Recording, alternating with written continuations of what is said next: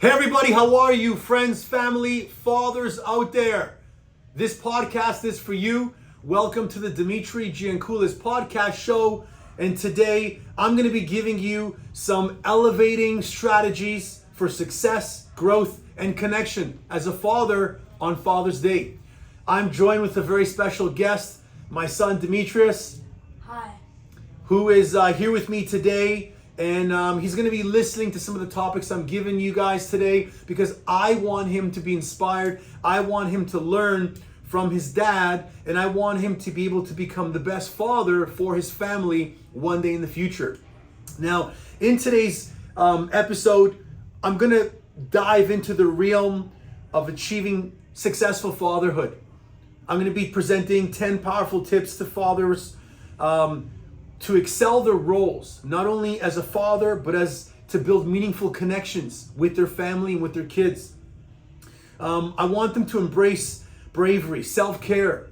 I want you to establish healthy routines and invest in personal growth. A lot of us feel that success is coming just from financial success, and that's not it, guys. That's the furthest thing that you want to get from success.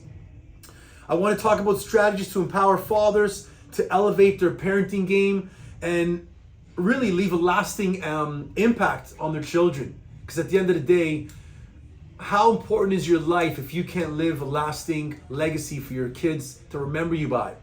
Now, why am I doing this for?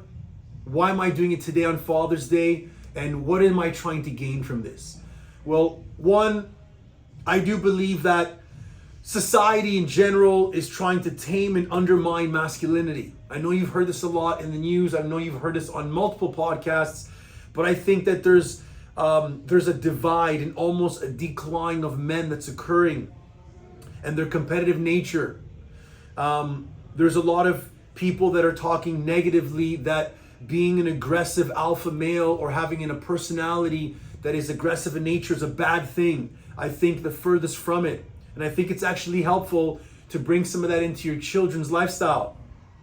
Male depression rates, suicide rates, drug use have doubled since COVID. These are facts that I'm not just bringing up right now, but these are true facts. Men today are self-medicating themselves more and more with prescription drugs, alcohol, weed, pornography, addictive gaming. It's on the rise, and as much as there's people like myself and other men out there that are trying to bring this movement across, there's also people in society and the government and the opposition who are trying to negatively impact and make this be a negative thing for men. I believe it's creating a world that's telling young boys like my son that, you're too active, you're too hyper, you need to settle down. I believe that schools are not understanding how to deal with young boys that have, natures to be active, and they're often trying to medicate kids to keep them calm and keep them quiet, when what they should be doing is changing the curriculum in the schools to get the kids outside and move and be more active versus sitting them down in 20 or 30 kids in a room all day and teaching them things that aren't even going to help them when they get older. And lastly, I believe that not being healthy, physically fit, and confident is slowly eroding masculinity. And it's causing a helplessness for men, okay?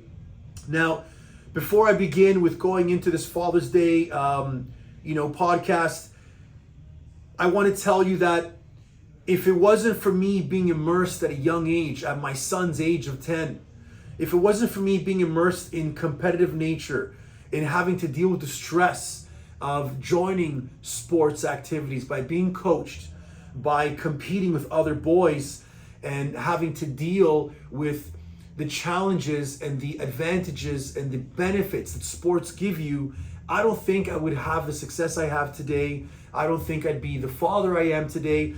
And I truly don't think I'd be the husband I am today if it wasn't for my upbringing. So I haven't shared this with you, and I haven't shared this with a lot of people, but to me, the word father is like a statue. To me, the word father is like something that is looked upon in my eyes as important. It's looked upon as a definite answer in my life. And the word father to me was something that I hated growing up. If we're going to rewind it back a bit, I was born in a dysfunctional family. My mother came from Greece. She met my father in Canada. And to sum things up, she got married, had my brother. 6 years later, my father decided he wasn't able to continue with the family. He wasn't able to be the dad, and he had left. He abandoned my mother when she was 3 months pregnant. My mother brought him back, and she legally got divorced because she knew that in Canada, if you don't get divorced and the father leaves, in general, the kid is a bastard. So my mom struggled, and my mom went through hardships, and my mother growing up for me was my father. She was my father, she was my mother, she was my disciplinary coach. She was the one who taught me right from wrong, even though she never really had the emotional connection of what, some moms have. Growing up in Greece and coming here as an immigrant, she couldn't speak English. She was left in a country alone with 2 kids. Even though both her brothers were here, they had separate lives. So learning English as a second language, trying to get a job, trying to go to school, trying to raise 2 boys that were completely stubborn, challenging, was hard for her. Now, growing up for me, there was countless days, weeks, months, years that I had a hollow, let's call it a blackness for the word father. I didn't understand what the word father meant.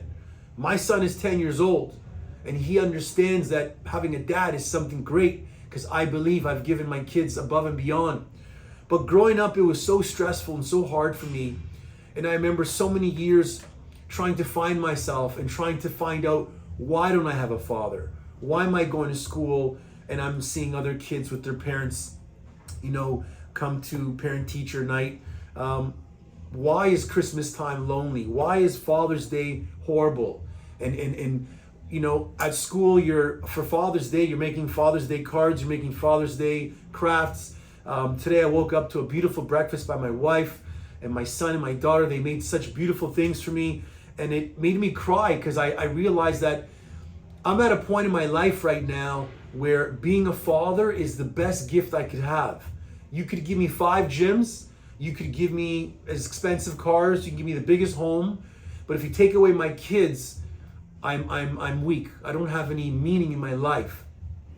So growing up was tough, and not only was growing up tough, and growing up in Ontario housing. Ontario housing, for you guys that don't know, is basically supplementive or subsidized government affordable housing for families that either don't have a parent, families that don't work, families on welfare, families that are coming in as immigrants that don't really have a way out. And if it wasn't for the Canadian government to help out my mother, and not only help her with mother's allowance, where they paid her a certain fee per month to help raise her kids, if it wasn't for the Canadian government to put my mom and pay for her schooling, her night courses, which I remember her hours on hours upon hours.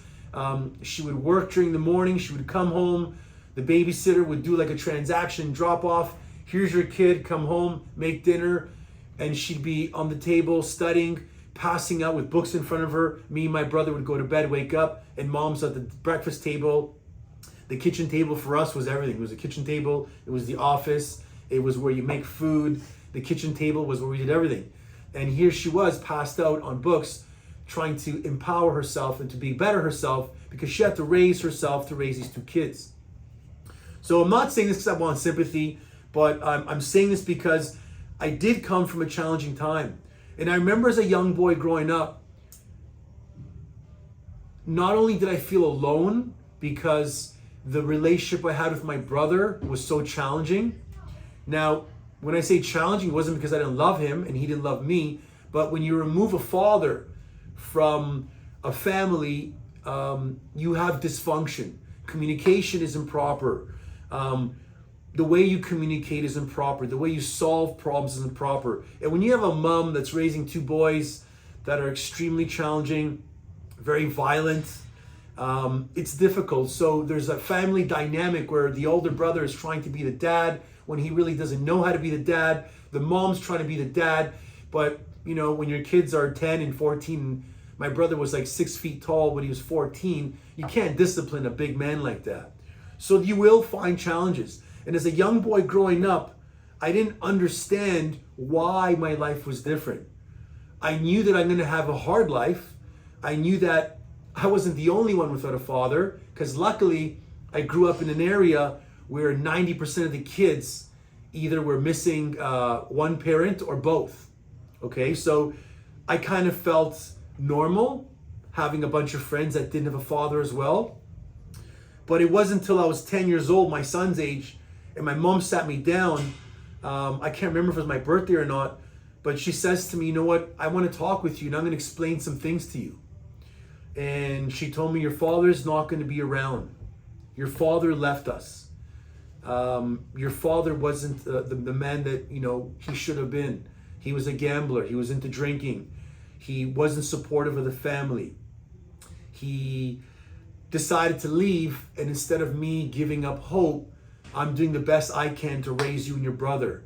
So when you see me be angry, when you see me that I'm not here and I'm working, I'm in school, and when you see me constantly stressed out trying to discipline you guys, understand I'm doing my best.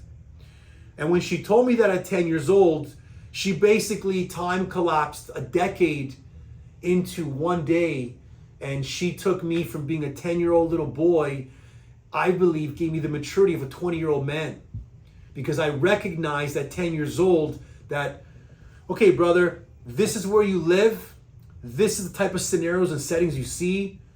Yes, you do see poverty. You do see drug abuse, drug dealers. You do see an area that's not the greatest for kids to grow up in. But it also put fire under my ass, and it gave me the desire to improve. And I remember constantly saying, I'm going to become better. I'm going to work hard to make money. I'm not going to live like how my mom lived. I'm going to remove myself from the surroundings. We're not going to be in this area.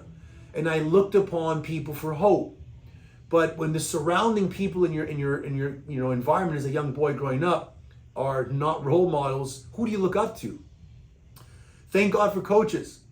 And there's a sign in my desk right there that says coaches change lives.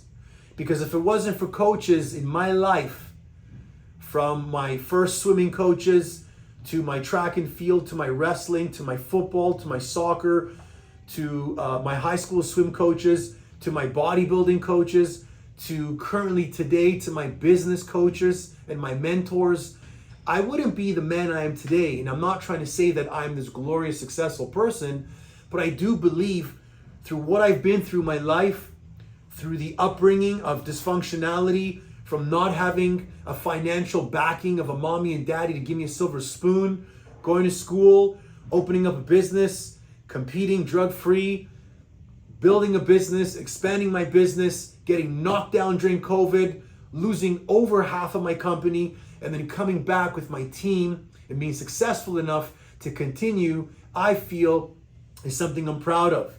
And today's Father's Day, and I want to give back to the dads out there because I know there's a lot of fathers out there struggling. I'm not talking about financially. I want you to separate the financial aspect of being a good father with the emotional, with the psychological, with the spiritual, with the physical well-being. Those are areas dads are struggling with.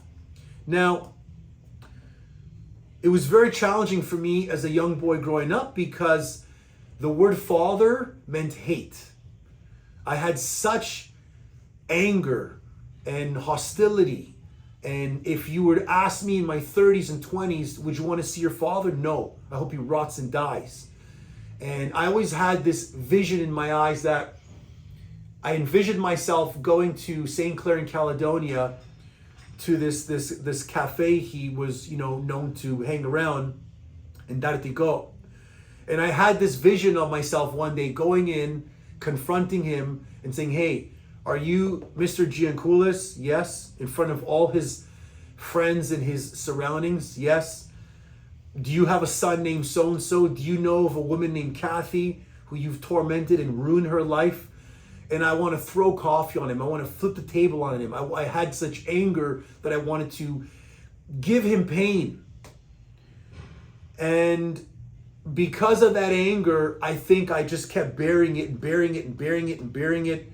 And then there would be times like on birthdays, Christmases, Father's Days, when my wife gave birth to my kids, I would cry internally and I would have so much pain. And my wife is the only person on this planet, Francesca, who's been by me from 18 till 45, hence the white hairs and the lovely beard. But she was the one who knows how hard I've struggled because of not having a father.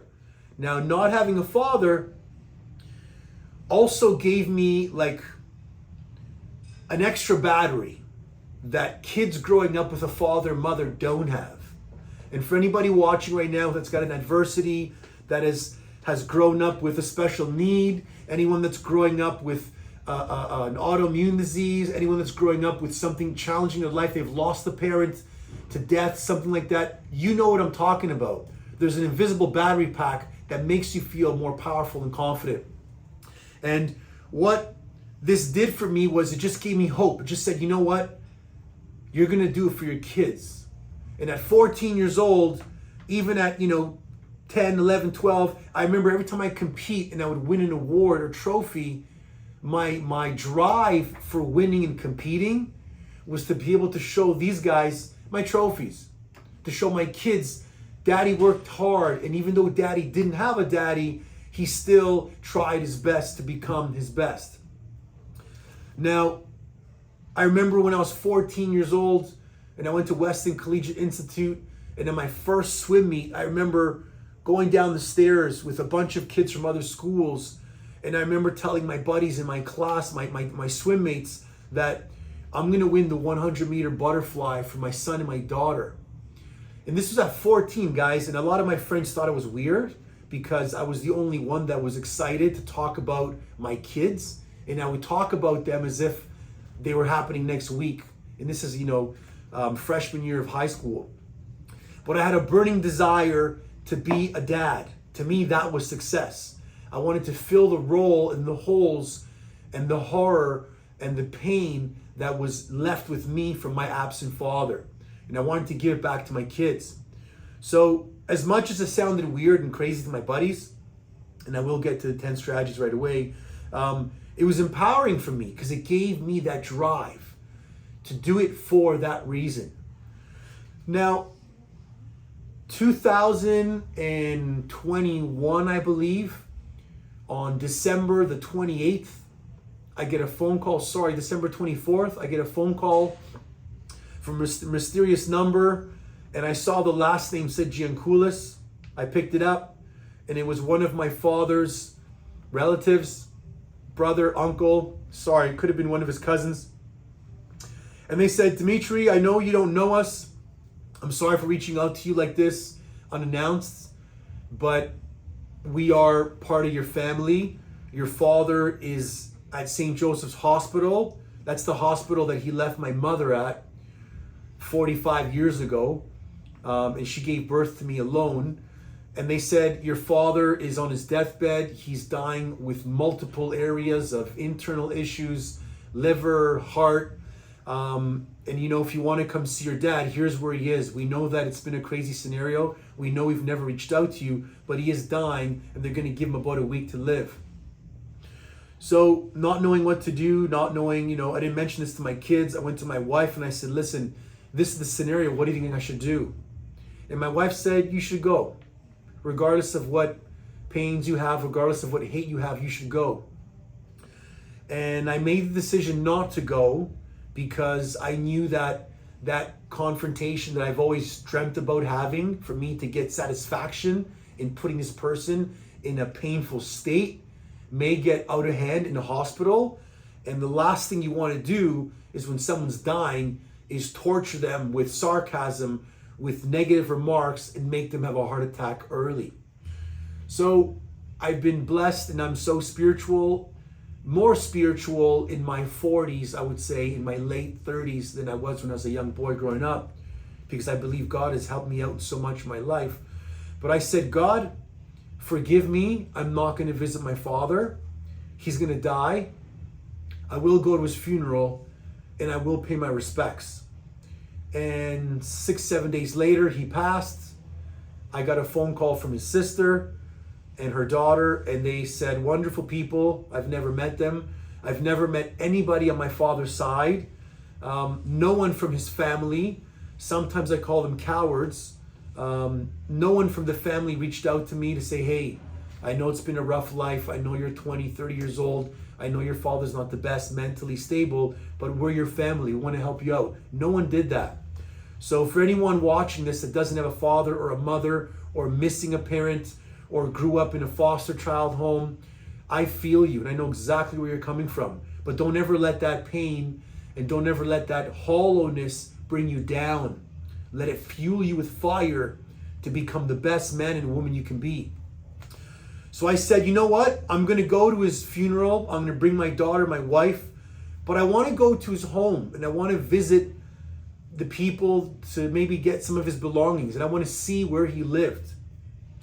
And it wasn't until I went to visit his home, which turned out to be, a small room that he was renting out in a triplex with a few other men. And I met his landlord, and she told me that, for 35 years, he's been the greatest tenant, was never aggressive. He was a drinker and he would drink a lot in the evenings, but he came from a challenging lifestyle himself. I didn't know anything about my dad, and I found out that my dad's father died in the war. He was from Macedonia, so half of me is Macedonian, half of me is Greek, hence the fact why I'm probably so messed up. But his father died in the war. His mother remarried an elder man, had twins, abandoned him, his brother, and his sister, left with her new family, and left the 3 kids to live with their grandmother. So imagine now, I feel I have a dysfunctional family. He had the same upbringing. They came to Canada. He was living with his brother and sister. At 19, he was a rebellious male, full of testosterone, 6'4", muscular, big guy. Got into a car accident. They were all drunk, smashed into a pole, killed the guy in the back seat, paralyzed the guy next to him, and he was in a coma for 4 months. Coming out of the coma, wasn't the same person, had mental health issues. Now, we're going back 45 years ago. The word mental health and stress and all these 10 strategies I'm going to give you today weren't accounted for. If you got divorced back then, you're divorced, you're done, your life is separate. If you had autism, Asperger's, if you had health issues, if you had post-traumatic stress disorder, no one understood that stuff. They just thought you were lost, you were crazy. So dealing with the fact that he killed his buddies, paralyzed another one, came out of a coma, wasn't the right guy. His elder brother never helped him out. He lost 30, 40 pounds, wasn't the same person. Somehow they connected him, met my mother. My mother was, typical immigrant female coming across from Greece, virgin, didn't know what was going on. Met this big, tall, strong guy, felt he was the person to save her, take her away from her brothers, take her away from her struggles, give her hope in Canada. Married him, had my brother, noticed things weren't right, and then 6 years later, when he kind of cleaned his act up and was sober and wasn't gambling, they had me. But then at that time, he recognized that he couldn't be the father he needed to be and left. So when I drove home from the funeral and I sat with my wife in the car, I literally broke down and shed tears for like half an hour. And I shed so much agony, and I had so much personal demons, if you want to call it. I had so much stress come out of me, and I had the biggest weight on my chest come off me, because here I am thinking all these years I was abandoned by someone that didn't want me, didn't like me, didn't want to see me. Next thing you know, when I went to his home, lo and behold, on his walls, there was bodybuilding pictures of me that somehow he must have got. Somehow. There was pictures of me and my wife winning awards, small business awards that's in my office in 2011. There was pictures of me competing for my shows. It blew my mind because I thought to myself, how could someone have pictures of their son on the wall and not meet them? How could someone have a young man, two young men, and not want to meet them, find them, track them down? And his landlord said that, yeah, you know what? Your dad always mentioned that he had two kids. He spoke about you a lot. And he always talked about all your successes. And he has a gym and he's a bodybuilder and he has a wife and he has kids. But mentally, I don't think he was there. And I think that maybe he felt almost embarrassed to reach out to me because of the fact that he did abandon us. And he would tell the people that, you know, my sons, they don't love me and they don't want me, but it's okay. And I know that. So I recognize that, and seeing his surroundings, seeing where he lived, seeing what he had as assets, made me feel guilty because I've had such a beautiful life. I've been able to work hard and build the career I've wanted and structure my life and my assets and my vacations and my time with my wife and my time with my kids. I've done everything strategically to do what I want. And if it wasn't for role models when I was a young boy, like Arnold Schwarzenegger, like Van Damme, Stallone, Michael Jordan, you know, all the athletes that I grew up to mirroring me, just like Arnold had pictures of bodybuilders in his room, and his mom thought he was crazy for us having pictures of hot women. I was the same way. I had pictures of men everywhere. Athletes, bodybuilders, martial artists. It gave me hope. It gave me a sense of who to follow, who to look up to. So today I don't hate my father. Today I understand that he suffered from a very serious car accident. Today I understand that he came from a dysfunctional family himself. He never had the help. He never had the ability to understand and get over his mental capabilities. He didn't have an older brother who, if he's ever watching this video today, I hope he feels like a coward because you didn't help your younger brother out. And your younger brother couldn't raise his family and abandoned them. And throughout the years of his livelihood, you didn't reach out to your younger brother to help him help his kids. But I'm not here to talk about that today. I'm not here to make you guys feel sorry for myself or feel any type of empathy for me. I want you to listen to my story because I've never told it before. And there's so many people who follow me, who look up to me, my coaches, my clients, my kids, my family, my community.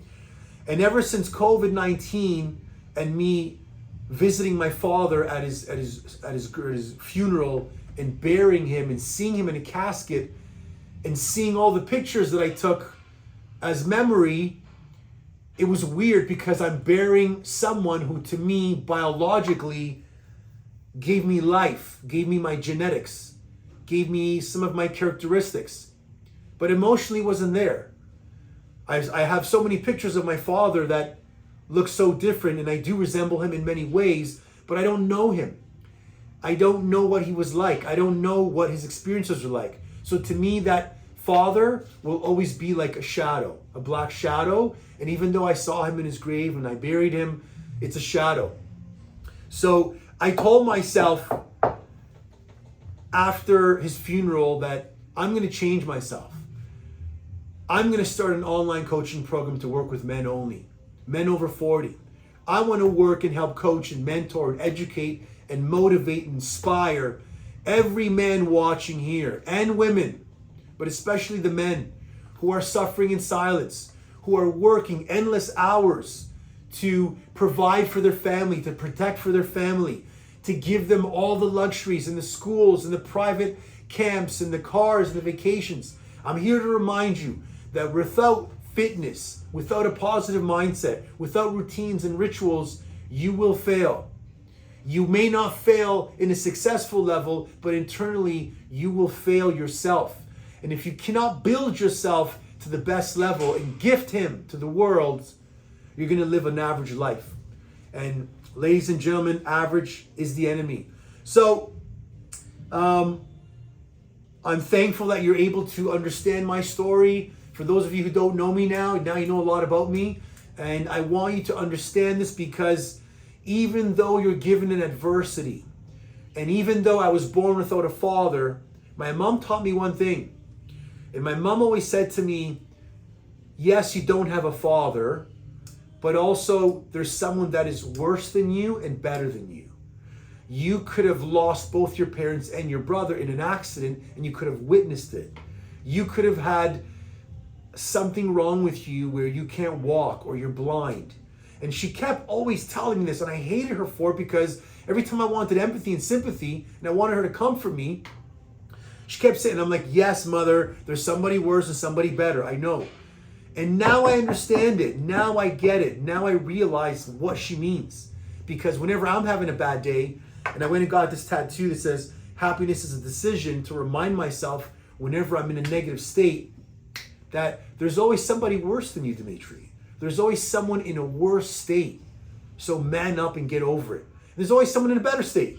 There's someone watching right now that's had two parents, that's had a great experience, great childhood, never fought with their siblings, great success, financial success. Both parents provided them cars, great education, universities. They didn't have to work like I did 4 or 5 nights a week throughout all of my high school while trying to get my education in college. It was a mess. I hated it. I was competing, studying, trying to, find time for Francesca. It was horrible.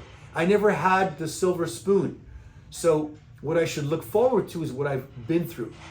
Now, this beautiful beard, this beautiful white grays, these biceps that I've been crushing weights, and his little biceps for years and years and years. I've come together with 10 strategies for success, growth, and connection that I'm going to share with you right now that I want you to pay attention to. So number 1, unleashing your inner brave dad, okay? Fathers, listen up to me right now. You have a duty, a protection, a provision, and a perseverance for your family. You have a job to be the best father. You should not wake up and have pity for yourself because you didn't get that raise, you weren't able to get that job, you don't like your job. Your job is to compete with yourself. Your job is to embrace challenges, expect adversity. You will fail a lot, but you can learn from it. The qualities of a good father are protection, affection, encouragement, and support. Stop listening to the little bitch on your shoulder and listen to the advocate. When the bitch says to you, you can't wake up in the morning and you don't have time to exercise, tell that bitch to move away and listen to the advocate and find a way to become healthier. Because if you can't become healthy now in your 40s and 50s, who are you going to be in your 70s? Remember that. Number 2, master the 4 parts of self-care for optimal fatherhood. Okay? I'm not perfect. I'm far from perfect. My wife can tell you that. But I do know that I've tried my best to make myself strong in the mental, physical, spiritual, and emotional sides of being an alpha father. Now, number 1, nurture and protect your mental well-being through reading, meditation, and goal setting. Every morning when I wake up, 9 out of 10 days, I go downstairs. I have a little journal that I bought in Rome. It's got my favorite pictures of the gladiators, the Colosseum. And every day I open it up and I write a page to my kids. I write them what I'm feeling. I write them the losses. I write them the pains. I write them the wins. I write down something that I want them to learn and I close it up. And I'm going to keep doing this until they're 20, 25. And then one day I'm going to give them in a box all these journals that they can go through and they can read and learn. But you need to make sure that you're protecting your mind and doing things like reading, like meditating in the morning, taking 4 minutes in the morning to sit down and be present with yourself and to set goals. If you're a father that's not writing down the goals you want for yourself and your family, but you're really, really good at work and you're the business guy, you're the corporate guy, you're the guy that can go to work and speak to all these employees and you can delegate and you can build your communities and have your fancy cars and your assets, but you can't build goals for yourself to be physically fit and active for 60 minutes a day, 4 times a week, You're not living up to yourself, gentlemen. Physically, you need to prioritize physical health and breaking the stereotypes around men and cooking, right? We all know that men should train, but a lot of guys say, well, I don't do the cooking, my wife does it. I'm not involved in the food prep. I just work. I don't have time to carry my meals with me. Well, guess what? You're going to be an overweight, unhealthy, unhappy father. Because if you don't make the time to learn how to cook, to learn to prepare your meals, to find time and make time to exercise, you will always be 3 steps behind. Not 1, but 3 steps behind. Because physical fitness builds the attributes to building you a successful person, not just in fitness, in all aspects of life. Spiritually, you need to find some kind of grounding, ritual, routine, and seek help from the higher power. I don't care if you're Orthodox, you're Jewish, you're Muslim, you're from any background. I don't care what God, Hindu, whatever religion you believe in. Sit down and bring yourself closer to that spiritual power. Don't ask for help when things are going rough. Don't ask for help when your kid's in the hospital. Don't pray when you're trying to win a lottery. Pray every single morning. Be grateful. Be thankful. You know, you can't be angry and grateful at the same time. Try it out. Try to wake up. Or when you're really, really mad, be like, I'm so pissed right now, but I'm grateful. You can't be. So if you wake up every morning and you're grateful for everything you have, it'll set the tone for the rest of the day. Embrace emotional challenges, taking responsibility for success as a father. And you are what you think you are, okay? Remember that. And if you want to read a good book that's going to help inspire you to become the dad you want to be, there's a great book called Man Up by Bedros Keuilian, one of the men that I look up to. And it talks about a successful guy who found himself at a time in his lifetime where he almost went through a critical heart attack and a panic attack, and then literally changed his lifestyle with the switch of a dime into being a progressive, persistent, and a father that has meaning. So if you keep telling yourself, I'm lazy, I'm overweight, I don't have time to work out, I like being overweight, that's going to play in your mind, and you're going to be the overweight dad. When you're talking to people, they say, why don't you work out? And you keep saying, I don't have time, I don't have time, I don't have time. What the hell do you think your subconscious is going to do? Every time you feel the urge to work out, it's going to say, stop, brother, you don't have time. So stop brainwashing yourself. All right. Number 3, build and create strong morning rituals, incorporating morning prayer, gratitude, grounding practices. You got to do that every morning. I try sitting down in quiet space for 10 minutes of meditation every day. I can't do it. I'll be honest. My ADHD keeps kicking in. So what I do is I'll sit down listening to guided meditation, and you hear a voice talking to you. Breathe in, breathe out. Think of this, think of that. But start in the morning. Try it out, whether it's in the morning, whether it's in the sauna at nighttime. Recognize the importance of progress and growth in finding happiness. We're either growing or we're decaying. If you look at yourself, gentlemen, in the mirror in the morning, and one of my weekend challenges a few weeks ago was protect your mind by praying in the morning, having gratitude. Protect your body by giving yourself 60 minutes of exercise. Enough of this bullshit, 20 minutes, 30 minutes, you don't have time. Go for a bloody walk for 60 minutes. Hit your stopwatch. Don't come back home until your stopwatch said 60 minutes is done. Say you're going to do something and own it. Say you're going to wake up at a time and wake up. Say you're going to come home at a time and come home. But you're either growing and making progress, like Tony Robbins says. If you don't have progress or progression in your life, you will be depressed. Look at everyone in the world. Look at young kids growing up. If my son doesn't see progress in his athletic career, in his education career, in his relationship with his friends, with his family, if he constantly sees things getting worse, he's going to be emotionally distraught. If you as a father watching, and you look at your waistline, and your waistline is getting bigger and bigger and bigger, and you're getting fatter and fatter and fatter, and all you're doing with your life is making up excuses for yourself, what's going to happen is you're going to build up this mindset that you cannot progress and you cannot get better. And you're going to project that to your kids. That is disgusting. That is not allowed. Do that in silence, or man up. Be the role model for your kids. Tell your kids, listen, I'm not the best dad. I may not be the most fit father. I'm not the athletic guy, but I'm trying my best. You want to come with me for a walk? You want to come with me for a workout? I want to get, Daddy's going to try to become better. Look at your kids for inspiration. If you're not going to hire a coach, and you don't have money for a coach, hire your kids to give you inspiration. They'll be honest. Stack wins early in the day, baby. Stack W's, not L's.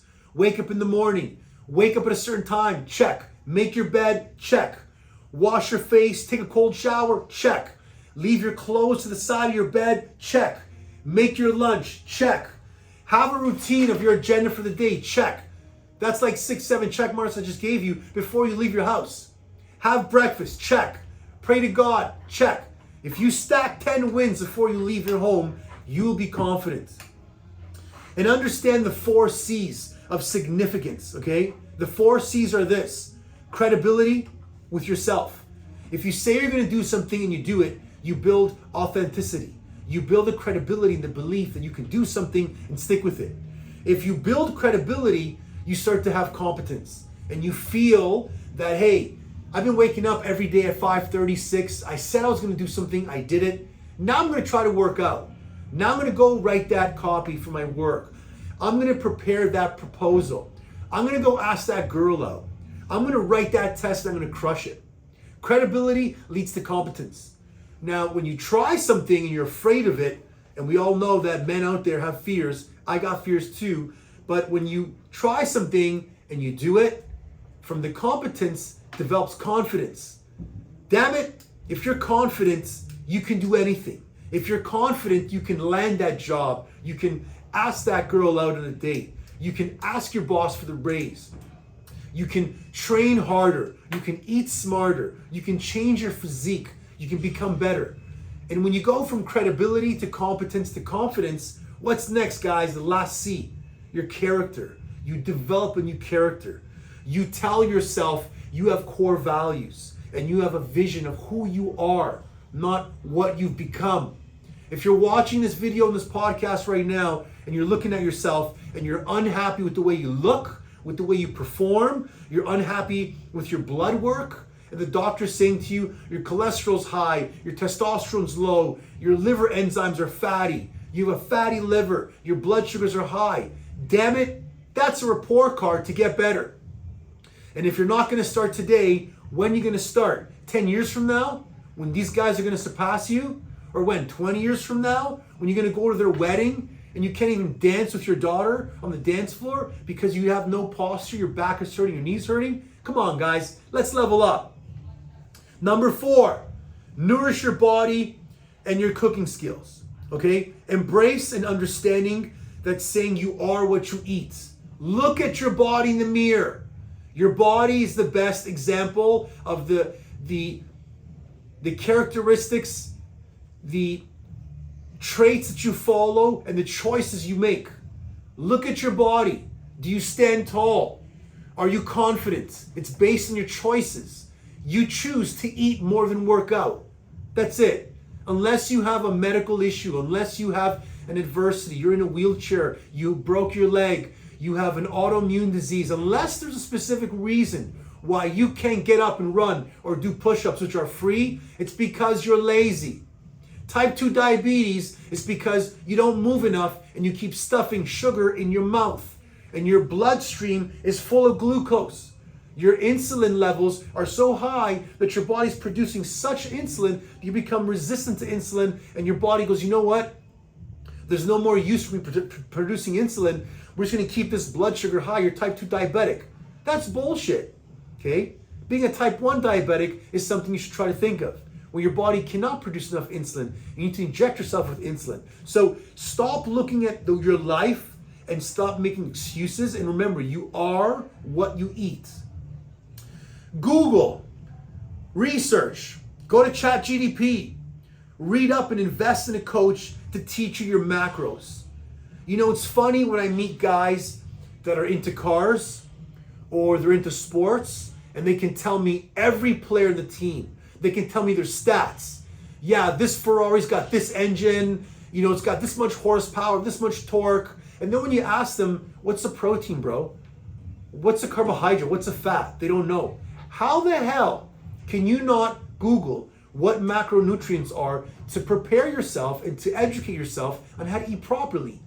Yet you waste Sundays watching sports teams play. You put jerseys on, and I'm not going to say I wear my Raptors jersey. I'm representing my city. But I don't sit there on weekends and call my buddies over and play poker and piss face my face drinking and eating shit food to watch athletes run, make money, and score and be successful. Okay? You can't be doing that. You need to invest in yourself to learn how to eat better versus investing your time into cars, sports, assets, stocks. There's guys out there that know so much about stocks, make so much money, yet you ask them, what's a carbohydrate? They don't even know what that is. Break the stereotypes and learn how to cook. I told you that before. If you can't learn to cook and teach your kids how to cook, that's a sorry father. Create family mealtime, guys, as a father, and make it mandatory for your kids, especially your teenagers, to sit down at the dinner table and eat as a family. If not, your family dynamic will break. Kids will feel the need to, I'm going to go on my laptop, I'm going to go do my homework, I'm going to go call a friend of mine. Sit down at the dinner table, understand tradition, understand it's the opportunity for you to discuss every day. What was your high? What was your low? How is everything going? What's going on in school? How are you feeling? Create those relationships with your children before it's too late and they grow up and they don't want to talk with you. Number 5, balance your strength. Be a savage and a servant. There's a beautiful quote by Jordan Peterson which says, you should be a monster, an absolute monster, and then you should learn to control it. Now what that means is you should learn to be a savage. I tell my son, be a savage, be strong. Have the ability to work out, to run, to compete with your friends, to want to beat your friends, to want to beat everyone that competes with you. Have the ability to fight and defend yourself and destroy your opponent if you're in a scenario where you need to. You have a sister and a mother. It's your job to protect them if dad's not around. However, it's your job to be a servant and to give back to community and to help your elderly. And when you see a fight about to happen, to be calm and be defensive as a martial artist and give warning to your opponent and let them know, I'm not going to fight. I need you to step back or else I'm going to flip you on your back and slam you on the floor. So in balancing your strength, prioritize exercise, weightlifting, and maintain your physique. Avoid being an overweight, unhealthy, low testosterone man in his 50s and 60s. It breaks my heart to go in public and to look at men on the beach and look at them being pregnant. I'm sorry if I'm offending people. I'm sorry if I'm going to offend any gentleman that is looking to lose weight. I love you. I'm here to motivate you and educate you. Yet I'm here to remind you that you are responsible for your life. The circumstances should not change your responsibilities. If you do not like the way you look, get your ass up, work on it, work on you. Wake up every day and go for a 45-minute walk, empty stomach, burn the fat between your midsection, or else it'll keep you from sleeping, from living a successful life, and it'll help you die faster. Use exercise as a stress outlet, okay? My wife knows how stressful my work is. Anyone who's an entrepreneur understands how crazy life is. An entrepreneur's journey is like a roller coaster. It's really, really great, and then it comes crashing down. And then you got really, really good days and then crashing down, okay? Anyone that is raising kids understands the same thing. Anyone that's a manager, anyone that works for a company that's trying to grow themselves and build up will know that you have stress. The only way to combat stress is by hitting a bag, by lifting some weights, by running, by swimming, by slamming a ball, by using a battle rope. If you don't have a stress outlet, where do you think it's going to go? It's going to fall back onto your kids. It's going to fall back onto your wife. And it's going to ruin the relationships and the marriage that you have. Learn self-defense through martial arts or protection. It's a mandatory rule in my family that my son and my daughter do a martial art until they're 20. My daughter fought me on this for years. She's 16 now, and she's finally come to the realization that daddy's right. After watching all the news and the TV and seeing how horrible it is for young women that are taken advantage of, that are attacked, and that are in scenarios sometimes where they can't help themselves. So she does Thai boxing, and I do it with her as daughter-daddy time. And my son started off wrestling, and from wrestling he got into judo now. And as much as he may hate it, and as a few weeks back, remember that Friday when you didn't want to go to practice? And there was soccer instead. Right. And he was saying to me he wants to play another sport. And I said, okay, you're not going to go to practice today. Well, there's going to be punishment. There's no iPad, there's no iPhone, there's no TV, there's no toys. The whole weekend, you're going to be fed, given shelter, and you can play outside. But there's no technology until you recognize that I'm trying to provide to you that I never had. And he recognized how important it is to have the art with him. Discipline with love and positive parenting, okay? Set boundaries and goals and milestones for your kids. I grew up without a father, which was difficult. Yet I know some of you watching grew up with a father that was abusive. Could have been an alcoholic. Could have been a drug addict. Could have abused your mother. Could have been in and out of the house. There's so many kids that grow up with dysfunctional families that I wish I could understand, but I can't. But it's because the parents didn't set boundaries in how they raise their kids. And me and my wife have certain guidelines. We sit down with our kids and we treat them like a business. This is your routine. This is your chores. This is your free time. This is your art time. And if they don't get done, there's consequences. Be able to raise your kids in a positive way where they can understand why you want them to do something versus just them knowing that you want to get it done. Okay? And give back through charity work. Be a servant. Give back. The biggest joys I've had in my career, other than seeing my kids develop into the beautiful, responsible, mature kids they are, and seeing how amazing, how much results we've given to the community. This fitness studio has been here in this company for the past 17 years. And not only have we changed lives, but we've had people meet in the club and get married and start a family. We've helped staff become empowered and leave to go open up their own careers and staff. But 2 or 3 of the biggest successes I've had was when we raised $24,000 for kids with autism, and me and my wife had a charity fundraiser called Building Muscle for Autism. And then we did another one in 2019, Building Muscle for Type 1 Diabetes.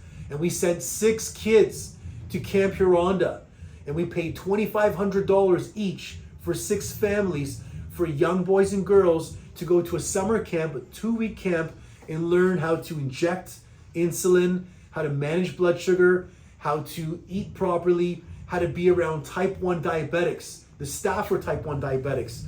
The nurses were type 1 diabetics. Everyone in that camp understood what it's like to be different. To me, that was the biggest joy.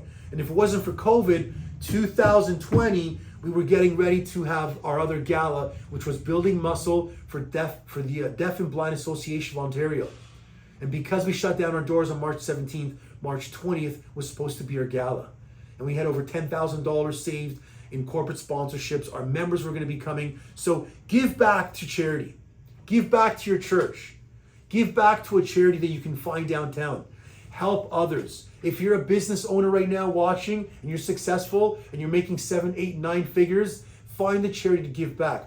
There's no better reason than wanting to be successful, wanting to make money, wanting to earn a good living, wanting to make a lot of money so you can give back a lot of money to charity. There's nothing wrong with that.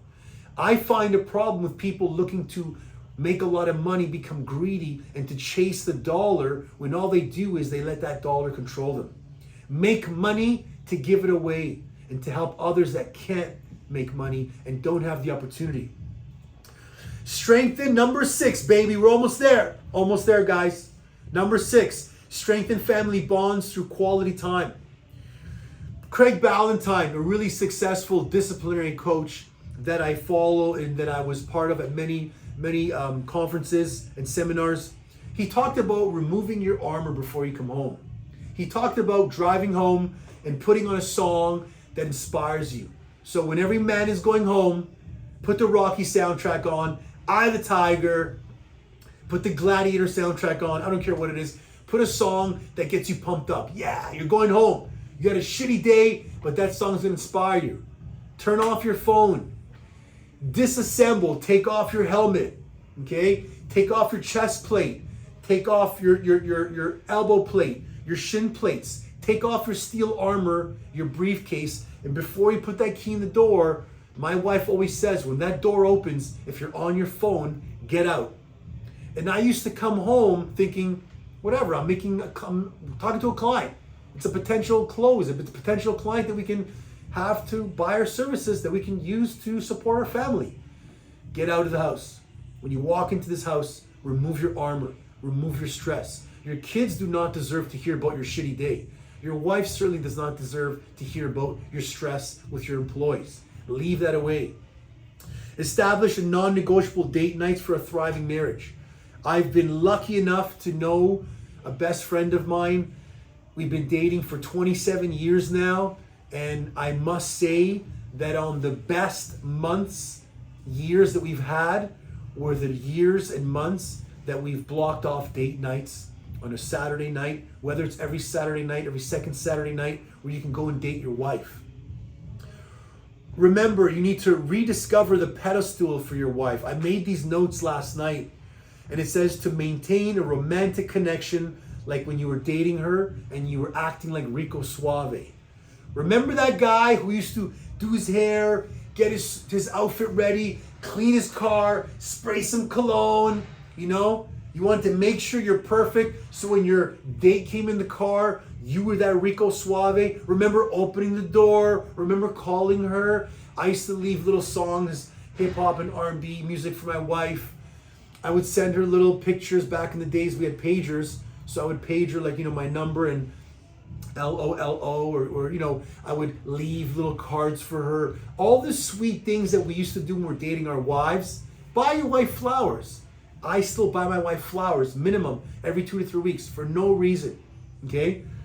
And the trick to flowers is cut the stems every few days so they can grab water and they can stay alive. Another topic. But rediscover your wife, and also create and block off time to date your kids, especially if you have a teenage daughter, especially. Find time to do something with them. So my daughter came up with daddy-daughter date time.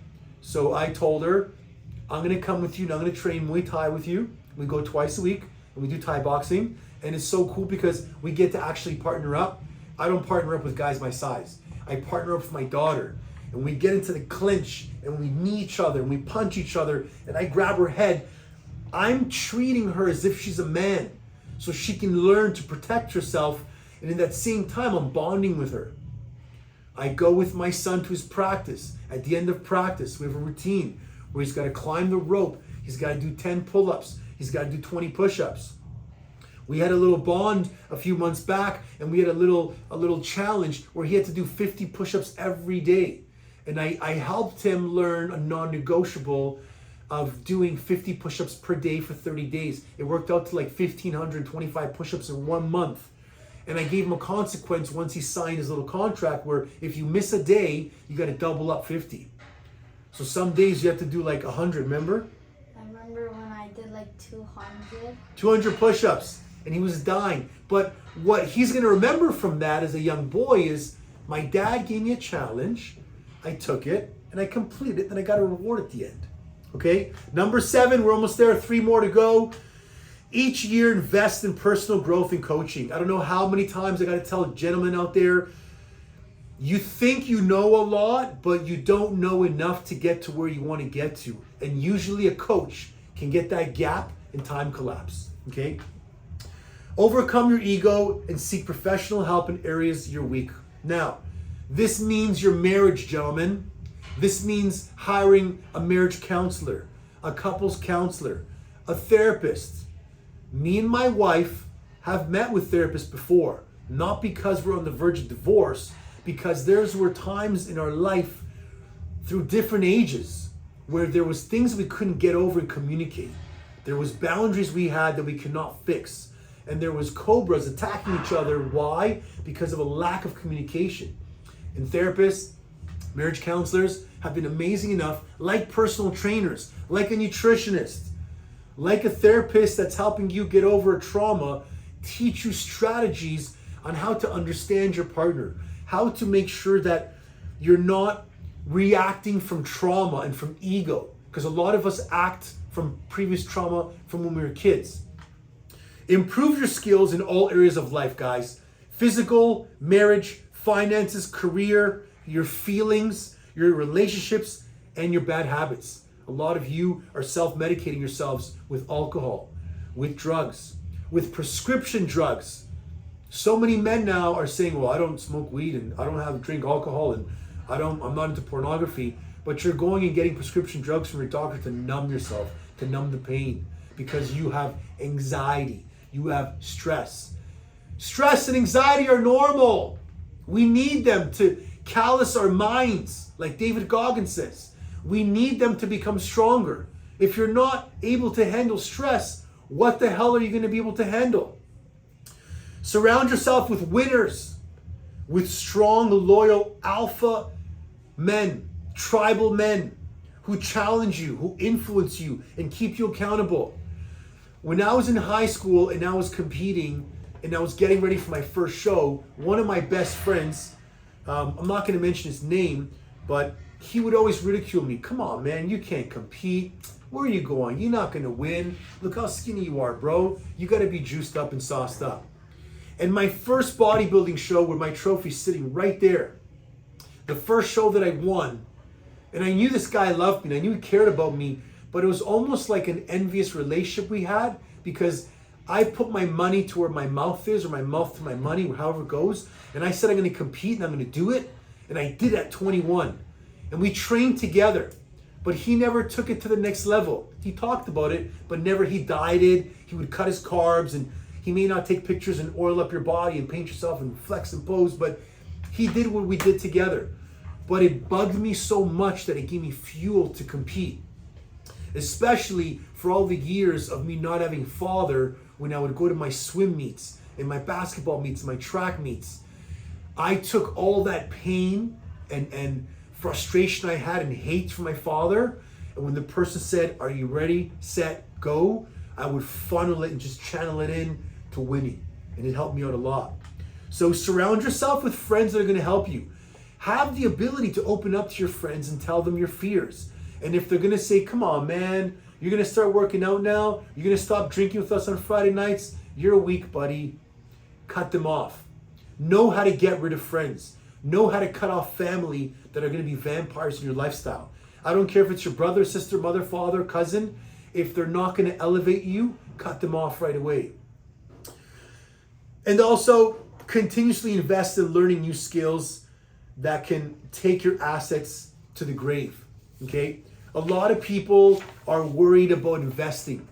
I meet countless men through Instagram, social media, YouTube. I have guys reaching out to me. Hey man, I know you're an online coach.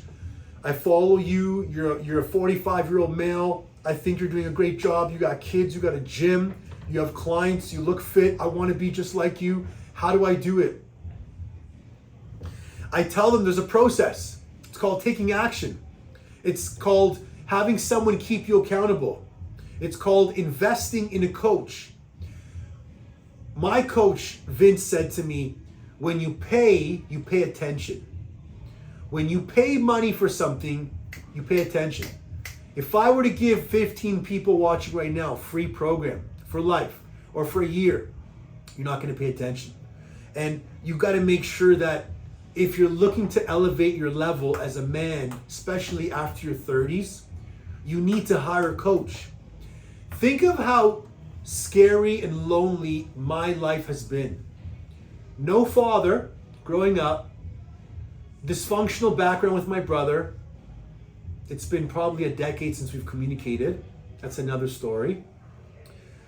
Growing up I missed my high school graduation because I was competing and my mind was only about competing and I had no clue. I didn't care about the world at all. It was Francesca competing and working as a waiter at Mr. Greek's and trying to make money so I can, build my career.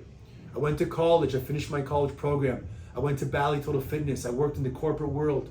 I worked as a personal training manager. I had mentors, constantly had mentors, coaches, employers, mentors. I got fed up with the way the corporate world was treating fitness. I said, screw it.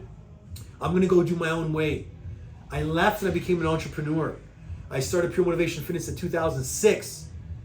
I remember doing in-home training. I was driving to homes all across the city and I hit a ceiling. I couldn't make more money. I couldn't grow my business. I couldn't help more people. I could only see 4 or 5 people a day because I'm driving around the city. And I said, I need to open up a gym. I had no help. I had no one. I had no coaches. I had no mentors. I had no uncles I could reach out to. I had no fathers. I had no big brother. My mentors became my clients. Okay? I have 2 or 3 clients. The Greenberg family, Joe Benson when I first started. A few other gentlemen who were my mentors that I would go to and I would ask them, how do I do this? What do I do this in between training sessions? And they would give me little tips. You know what? I think it's time for you to quit Bally's. Really? My wife's pregnant. What do I do? You're going to quit right now because your team hates you. You're being pushed by the corporations to force your team to sell, sell, sell. Be a number junkie. Be a robot. That's not you. That's not how you want to give fitness. So quit. Quit at your highest point. Quit when you're the personal training director of the biggest Bally Total Fitness in Ontario, in Canada. Quit. So I quit. And then I started seeing that I'm lonely. I'm alone. What do I do? So I started calling back my own managers from Bally's. Thomas Lister. And then I hired another Jeremy Klugerman who came to this club.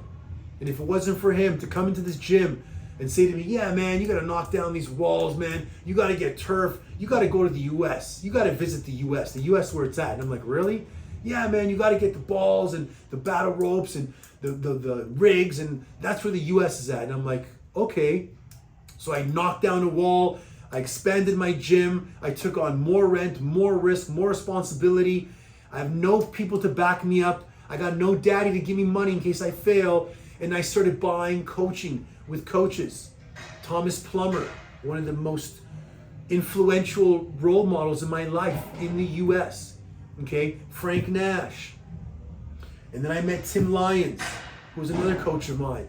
And then I met Vince Del Monte, Craig Ballantyne, Bedros Keuilian. And there's all these coaches and all these men in my life that I looked up to, whether I paid them money directly or whether I went to their seminars indirectly and paid them, or whether I listened to their podcast. I'm always looking for help, guys, because who's going to help me out? Who's going to make me a stronger man? Nobody. So level up yourself. Number 8, almost there, 2 more to go. The power of restful nights, prioritizing sleep. Now, I know a lot of you guys feel that you can just be warriors. You can work hard, 5 hours of sleep. I'm a man, I gotta provide for my family. I gotta work hard, I don't got time to sleep. Well, guess what? There's negative effects of inadequate sleep on your stress, your cortisol production, your body's hormones, your testosterone level. Guys, if you're not sleeping 6 hours a night and you're not working out, you're not gonna perform in the bedroom.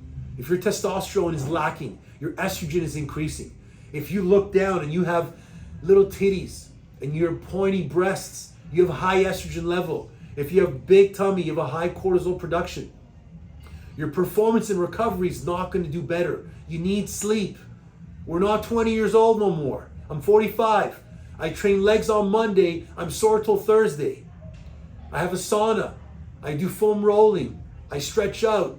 I have my coaches giving me tips. They're all young and they're all intelligent, but your body's getting older. So you need to prioritize your sleep. Implement 2 bedtime alarms. I learned this from Craig Ballantyne, and have a detox routine. So like my best evenings are I'm in bed by 10:45. I'm reading till 11:15. This guy's in, we read together and then he goes to bed and then I'm out, lights out. But you set an alarm clock at like 9:45. And in your alarm clock, hey champ, get ready in 15 minutes, lights out. 10 o'clock, 10:15, another alarm clock goes on. Shut off your phone, get your booklet, and prepare for the next day. So ensure you have proper sleep hygiene by establishing a consistent schedule and avoid stimulating activities. Get off your bloody phone at night. Get off the laptop. Get paper and pen or pencil. Back in the days, we never had laptops and computers. There's something beautiful about writing out your goals. You stimulate the brain. Your thoughts become a reality. Prepare for the next day. Review your wins, review your losses, review your goals for the month and the week. Read before you go to bed. The best way I fall asleep now is by reading. And I'm reading so many different books to match the way I feel. So I'm reading David Goggins' Can't Hurt Me when I feel like I want to feel like an invincible male. And I want to read the torture that he went through in becoming a Navy SEAL. I'm reading another book called Raising Cain, which talks to you about how to raise young boys, how to be a good father. There's a book by Tony Robbins in terms of new technologies, new ways to give yourself health in the year 2023. There's The Power of One More by Ed Milet, the mental mindset power. So there's so many ways you can educate yourself, guys. It's not just through watching TV, especially if you're spending time following sporting and athletic events.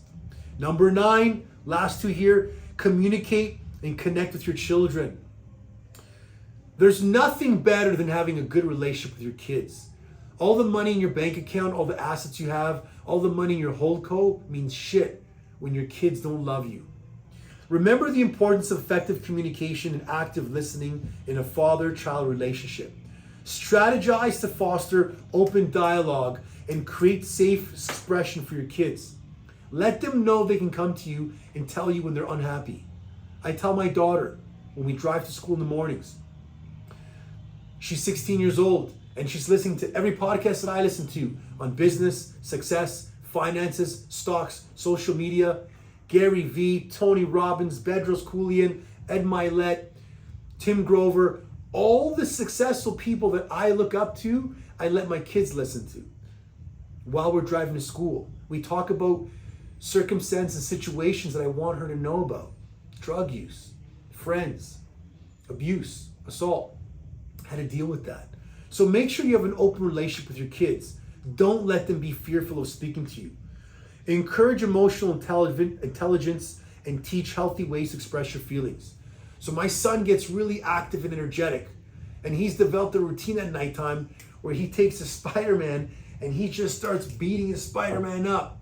And I've recognized that on his own, he's found a way to get rid of all this extra energy versus annoying us or running around the house or breaking things. So you have to find ways to express your emotional intelligence through your feelings with your kids.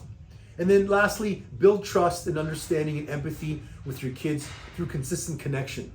If you guys haven't read the book, or there's a book that talks about the 5 different love languages, it's not coming to me right now. It's going to come to me in a little bit, but if you Google the 5 different love languages, it's important to know this because it'll help anyone in the world with your relationship with your wife, husband, or your kids. The 5 different love languages are quality time, physical touch, acts of service, words of affirmation, and gift giving. And my love language to my wife, Francesca, and if you're watching, baby, you know it, it's acts of service and words of affirmation. I don't need gifts. I don't need quality time. I don't need her to touch me and caress me. How was your day? I don't need that. What I want from my wife and from my kids, and I tell my kids this so they can understand how to react with daddy. I want words of affirmation. If I do something well, tell me, Dad, good job. You know what? That's amazing, Daddy. I'm really happy, Daddy. I'm really thankful, Daddy. That builds me up beyond gifts or assets or financial rewards. Acts of service. I want them to do something good for someone else. I want you to clean your room, help out mommy. I want you to help someone at your school. I want you to help someone on your team. You want to say something? No, I was just saying. If it comes up to you, let me know. My wife's love language are the first 2, quality time and physical touch. My wife doesn't care about gift giving. She doesn't care about words of affirmation. I can say to her, honey, you're beautiful. You're such a good mother. She doesn't care. She wants quality time with me, and she wants touch. She wants to sit down and hold her hand and watch TV and be connected with her. Now, look at your kids and see what your kids need. Ask them, sit down with them, say, hey, out of these, which ones do you feel you need more? Do you want, and gift giving doesn't mean you gotta buy your kids everything. It could mean you get them an ice cream. It could mean you buy them a book when they do something well. It could mean you get them a new sporting equipment when they do well in the sport, okay? And number 10, the last part of this Elevating Fatherhood 10 Strategies to Success, Growth, and Connection is there is no balance for work and family time. I think it's a bullshit excuse when people say you have to balance your lifestyle. There's no balance, especially if you're an entrepreneur. There's no balance. If you're a single parent, there's no balance. If you have a child with a special need, there's no balance. Stop listening to fools in society. They're going to try to teach you need to balance your work life, your family life, your financial life. It's all bullshit. There's no balance. There's structure and discipline. That's it. And my first point is it's about discipline and strategy for managing work commitments while prioritizing family time. So structure your life. And if you need this planner, just message me back, planner, and I'll send it to you. But it's literally from Monday to Sunday from 5 a.m. to 11 p.m. at night. And there's little boxes in hours. And you literally should sit down and say, okay, you know what? When do I want to work out? I'm going to work out here, here, here. When's my work time? Here, here, here. Where's my date night? Here. Where's my kids' sporting time? Here, here, here. Okay? Where's my personal time? Here. Where's time for chores around the house? Here. Organize your lifestyle on paper. There's no balance. So stop trying to listen to people or gurus who are going to tell you that you need to balance life. There's no balance. Create boundaries around your schedule. Protect your schedule. Say no to a lot of people, things, or places. Say no to vampires. Vampires can live within your family. And treat family time like an appointment. Treat your kids and your wife like a business appointment. Give your wife and kids an expectation doc. What that means is, and I've got this from a very highly successful man who's making 9 figures or more, travels the world, has a great relationship with his kids, but he says, write down 3 expectations you have for your kids. My first expectation is for you to try your best in school. My second one is for you to do your best in a sport and never give up. And my third one is to prioritize time on getting better at something that you don't think you're good at. So let's say my son didn't think he was good at reading, for example. My expectation is for him to read extra every night to get better. The next area of my expectation, Doc's gonna be saying things that I really feel are hurting our relationship. 2, 3 things. And the last one, it's called green, yellow, red. All the business owners and entrepreneurs know how to run it. Green, yellow, red. Green is what I really, really like about you. Yellow is what I'm having a bit of trouble with. Red, things we gotta stop. Prioritize your family time like an appointment so that no one can get through to break that appointment. Delegate tasks, seek support from your partners, family, or friends when it comes to keeping you with your non-negotiables. If you feel you do bad habits, you do drugs, you have a habit that's breaking you, reach out to a friend. Hey man, I'm not gonna tell my wife about this yet because I don't feel I can speak to her about this yet, or my kids, or a shrink, but I need you to help me out. I'm breaking down this bad habit every night. I'm drinking, I'm addicted to pornography, I'm addicted to something. Could be gaming, could be gambling, it could be surfing the net. And if your friend is a true friend, they'll be there saying to you, you know what? Okay, message me, reach out to me. For anyone, men and women watching this video right now, if you've been a member of my gym or you're an online client of mine and I'm helping you with our online coaching program, you know that I've told you numerous times, when you're stuck, reach out to me and I'm gonna be there for you. Find people in your life that can do that as well. And then lastly, don't seek for fulfillment only in professional or financial success, but as an active, present, and inspiring father. There's so many dads out there that are brainwashed, that are misguided, that do not understand the difference between success in your business world in your pocket, in your finances. You have the fancy cars, you got the boat, you got the cottage, you got the assets. You have all this in your lifestyle, yet when you look down, you can't see your toes, let's call it. You can't see your private.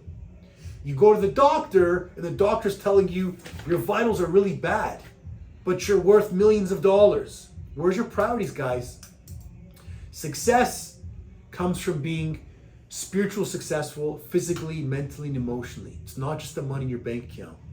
So I'm going to summarize the 4 points. Being a high-achieving father requires bravery, self-care, and establishment of routines. It involves taking care of oneself physically, mentally, emotionally, and spiritually. Yes, you got to pray to somebody. And if you don't believe in God and you're an atheist, then pray to the fact that the earth has given you the ability to wake up and breathe and have kids or have family or have a dog or a cat or live in a home, because some people aren't as fortunate. Fathers should cultivate morning rituals, fuel their bodies with nutritious food, and balance their strength and their service. Make time for family, personal growth, investing in coaching, and prioritize quality time. They're all crucial for success. I hope you enjoyed this very long Father's Day podcast. Some of you may have clicked out minutes ago. For those of you who are still here, thank you very much for sticking around and being part of this very important and meaningful podcast for me. It's on Father's Day. The way I like to run my Father's Day every year is to wake up. My wife makes a beautiful breakfast. My kids are with us. Today my daughter had to come into work because she's 16 now, so she works on Sundays. But we showed her that even though it's Father's Day, you have a responsibility at work and you have to go to work, and I will see you later on. I come and work out. I'm going to work out with my son right now, my daughter, and I'm going to go home and spend some time together. Remember that the joys we have in life are little. The things you're going to remember when you're 60, 70 are not going to be the fancy Porsche, the cars, the yachts you had. It's the relationship and the time with your kids. And lastly, if you do not have the physical fitness, the emotional stability, the mental toughness to be a savage and a servant, you will live a poor quality life. I'm not talking about your bank account. I'm talking about you're going to walk out in public and be on the beach, be at parent-teacher night. You're going to be at your kid's sports events, and you're going to look at yourself and say, wow, I look pregnant. You're going to look at other fathers running, swimming, running, hiking, doing pull-ups, playing with their kids on the beach, and you're sitting there dousing yourself with beer cans and eating chips and Doritos because you feel you don't have enough time. Stop the mental bullshit. Man up, woman up, level up, recognize that life is short. I can die driving home today.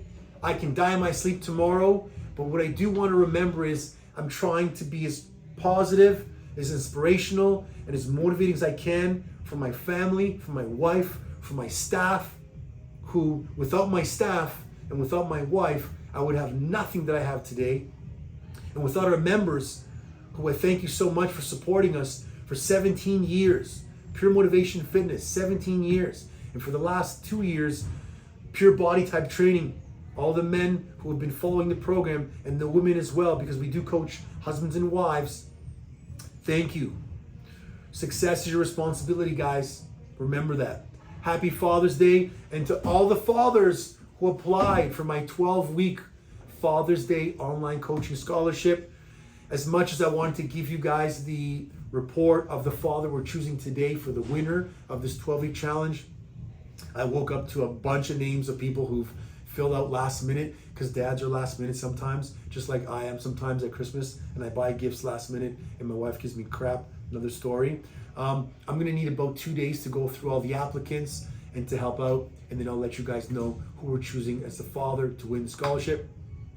Anything you want to say, buddy? Fathers, tell your kids to stay in school. Mm-hmm.